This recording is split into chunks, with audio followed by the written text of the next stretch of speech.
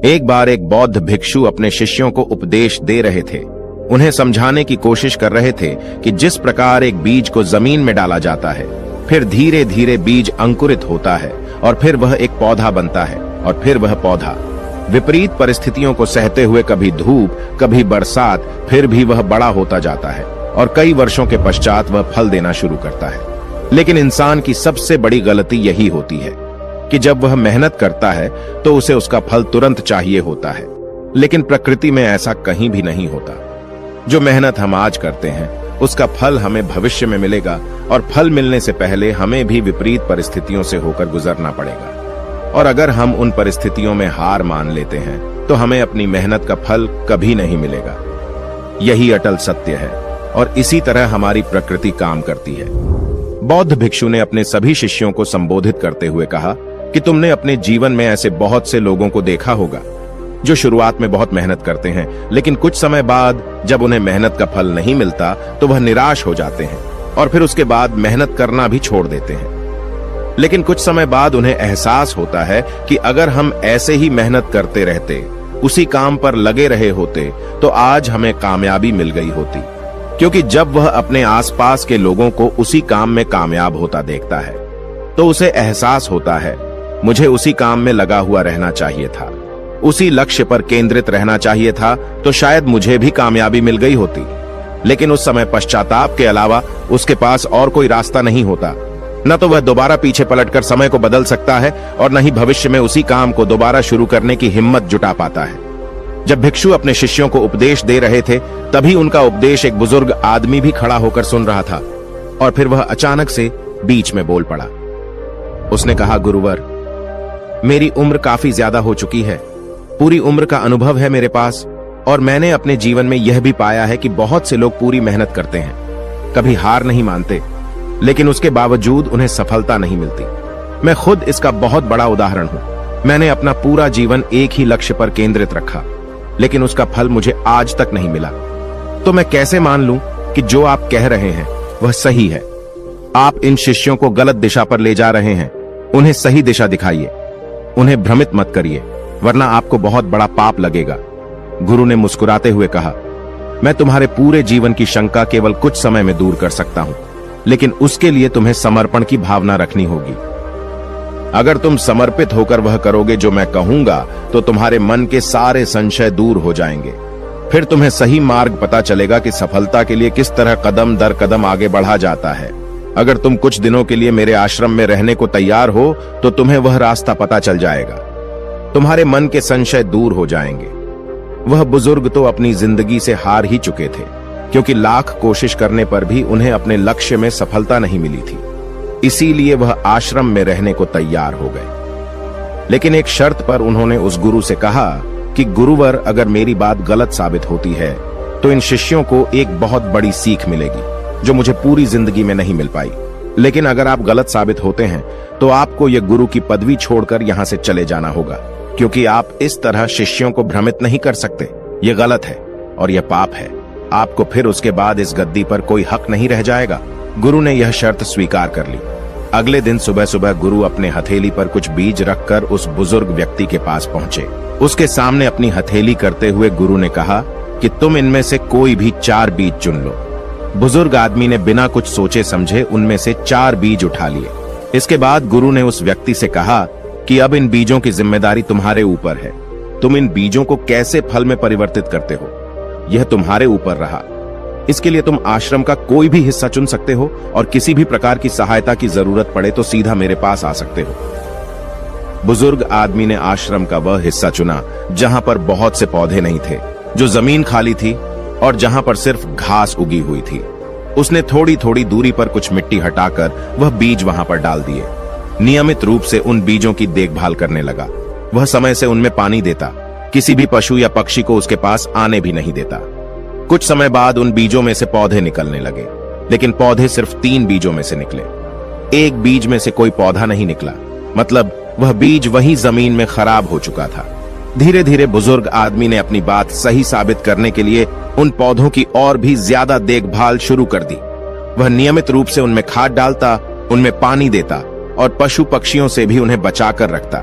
लेकिन इसके बावजूद उनमें से सिर्फ एक पौधा ही पनप पाया। बाकी के 2 और पौधे धूप की वजह से, बरसात की वजह से वहीं पर बर्बाद हो गई। आखिरकार बुजुर्ग आदमी को एक पौधे में सफलता मिली और आखिरकार उसने पाया कि उस पौधे पर फल भी आने लगे थे। यह देखकर बुजुर्ग आदमी को बड़ी प्रसन्नता हुई। वह जल्दी से उस गुरु को बुलाकर ले आए, उन्हें दिखाने के लिए कि जो पौधा उन्होंने लगाया था उसमें अब फल आने लगे हैं। गुरु ने जब यह देखा तो उन्होंने बुजुर्ग आदमी से एक सवाल पूछा। उन्होंने पूछा कि मैंने तुम्हें 4 बीज दिए थे, लेकिन उसमें से सिर्फ 3 ही पौधे बन पाए और तीनों पौधों में से सिर्फ एक ही पेड़ बन पाया जो आज फल दे रहा है। ऐसा क्यों हुआ? बुजुर्ग व्यक्ति ने कहा कि गुरुवर, ऐसा ही होता है। हर बीज पेड़ नहीं बनता, लेकिन 4 बीजों में से एक तो पेड़ बना। क्या यह कम सफलता है? इसके बाद संध्या समय उपदेश का वक्त हो चला था। सभी शिष्य अपने अपने स्थान पर उपदेश सुनने के लिए बैठे हुए थे। इसके बाद गुरु उस बुजुर्ग व्यक्ति के साथ वहां पर पहुंचते हैं और सभी शिष्यों को संबोधित करते हुए अपनी बात आगे बढ़ाते हुए कहते हैं कि जमीन में बीज डालते वक्त अक्सर हम लोग बीज की गुणवत्ता और उस जमीन के बारे में ख्याल ही नहीं करते। किस तरह का बीज हम उपयोग में ला रहे हैं और किस तरह की जमीन पर वह उगेगा, यानी कि पौधा बनेगा और कल को फल देगा, इसके बारे में हम सोच विचार नहीं करते। हमारे हाथ में जिस भी प्रकार का बीज आता है, हम बिना कुछ सोचे समझे उसे किसी भी तरह की जमीन पर फेंक देते हैं, जिससे कि वह पौधा नहीं बन पाता। उसी प्रकार अपने जीवन का लक्ष्य चुनते हुए हमें बहुत सतर्क होना पड़ता है, क्योंकि अगर हमारे बीज रूपी लक्ष्य की गुणवत्ता अच्छी नहीं होगी तो हमें भविष्य में नाकामयाबी ही हाथ लगेगी। इसीलिए हम किस प्रकार का लक्ष्य चुनते हैं, उससे हमें भविष्य में क्या फल मिलेगा, यह हमें पहले ही सोच लेना चाहिए और उस बीज को अपने मन में पूरी तरह से बैठा लेना चाहिए। इसका अर्थ यह है कि मन इस धरती की भांति है, जमीन की भांति है और लक्ष्य एक बीज की भांति है। इसीलिए उस बीज को जमीन पर डालने से पहले उस जमीन को भी साफ करना जरूरी होता है। अक्सर हम कभी भी बीज को जमीन पर डालते वक्त यह नहीं सोचते कि उस जमीन को भी तैयार करने की जरूरत होती है।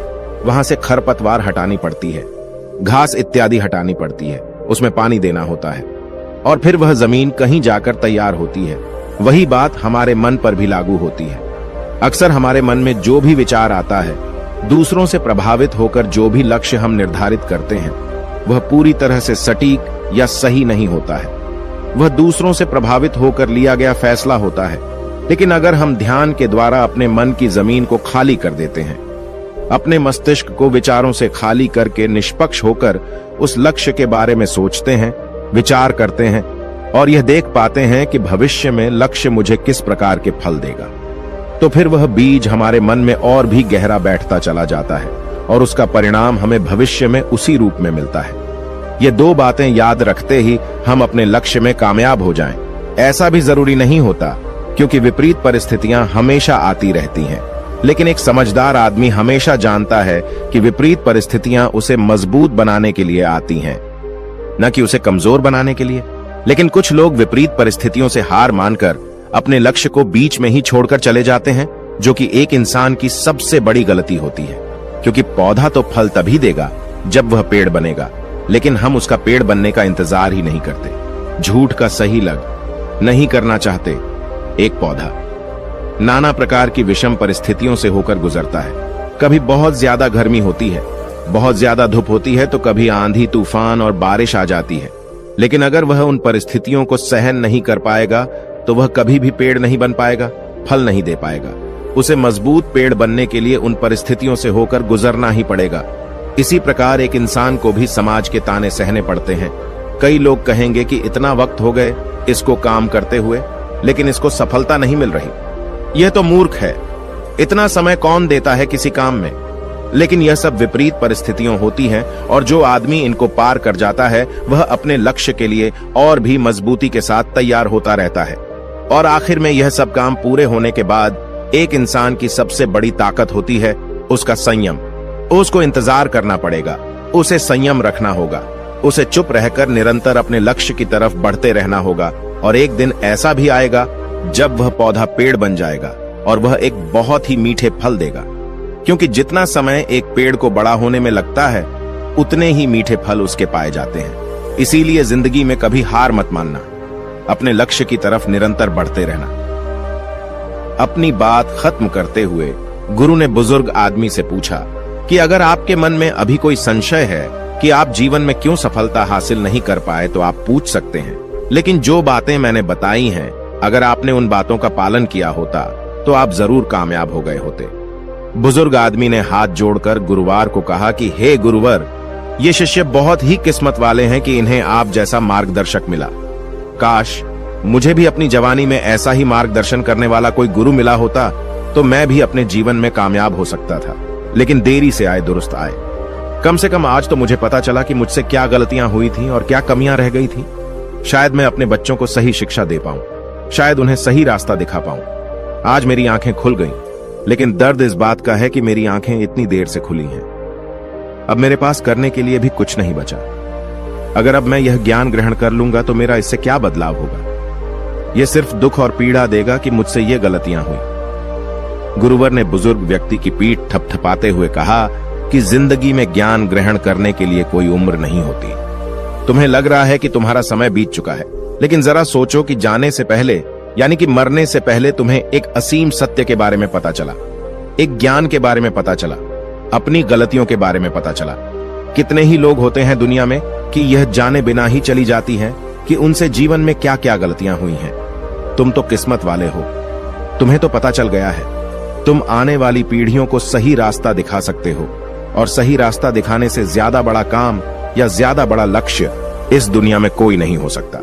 अगर कोई लक्ष्य हम सिर्फ अपने लिए निर्धारित करते हैं तो उससे सिर्फ हमारा भला होता है, लेकिन जब हम दूसरों का मार्गदर्शन करते हैं तो उससे पूरी कायनात का भला होता है, तो पूरी दुनिया उससे प्रेरित होती है। इसीलिए निराश मत होना, जीवन के प्रति सकारात्मकता हमेशा बनाए रखना। गुरुवर ने अपना उपदेश खत्म करते हुए कहा कि हम कल से एक लक्ष्य पर काम करना शुरू करेंगे। उस लक्ष्य को अपने मन रूपी धरती में पूरी तरह से बोएंगे ताकि वह भविष्य में अच्छे फल दे सके। तो दोस्तों, आपने आज के इस वीडियो से क्या सीखा वह मुझे आप कमेंट में बता सकते हैं। इसी के साथ मैं उम्मीद है कि आपको आज की वीडियो पसंद आई होगी, तो इस वीडियो को उस इंसान को शेयर करें जिससे यह कहानी सुनने की जरूरत है, और उसी के ठीक बाद चैनल को सब्सक्राइब करें। तो चलिए फिर मिलते हैं ऐसी एक और नई वीडियो में एक नए मैसेज के साथ। तब तक के लिए अपना ख्याल रखें। धन्यवाद।